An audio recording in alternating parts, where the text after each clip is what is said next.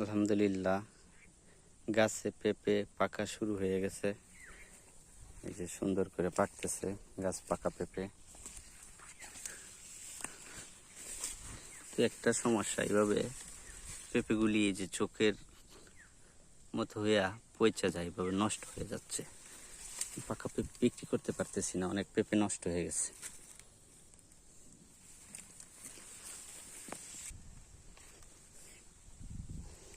এই যে পাখি সাবার করে ফেলেছে পেঁপেকে, নষ্ট হয়ে যাচ্ছে পেঁপে। যে এরকম ভাবে পেঁপেগুলিতে স্পট পড়ে যাচ্ছে। এই যে আরেকটা পেঁপে খেয়ে ফেলছে পাখি।